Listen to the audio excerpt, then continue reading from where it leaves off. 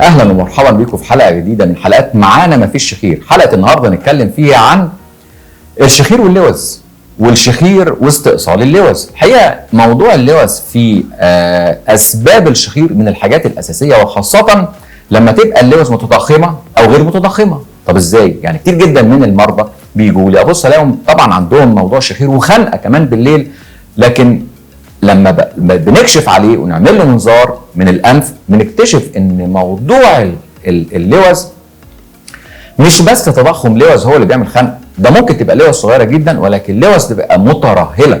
هذا الترهل في اللوز وهذا الارتخاء في اللوز لما المريض بينام بالليل باللوز بارتخائها بترجع تقفل مجرى التنفس من الانف لغايه الحلق، وهو ده الحقيقه بيبقى سبب اساسي في موضوع الشخير.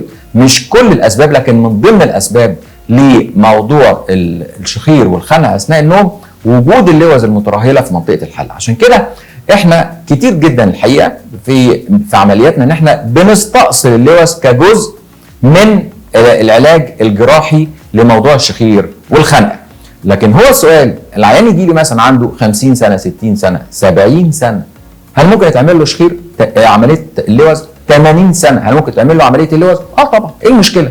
ما فيش حقيقه اي مشكله. عشان كده ناس كتير جدا يعني افضل اقول لها مثلا هنعمل تقويم للحاجز الانفي، هنعمل شد لعضلات الحلق، هنعمل تثبيت لعضلات الحلق، هنعمل تجميل في سقف الحلق، واول ما اقول كلمه هنعمل استئصال اللوز اقول يا نهار ابيض هتشيل اللوز؟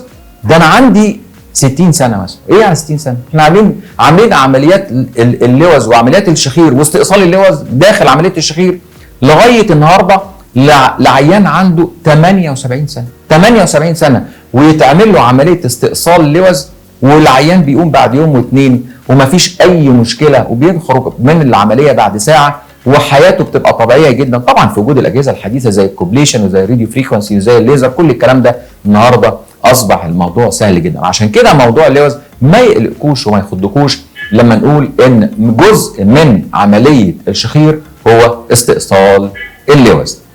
مع تمنياتي بالشفاء والعافيه، دكتور هشام ابراهيم.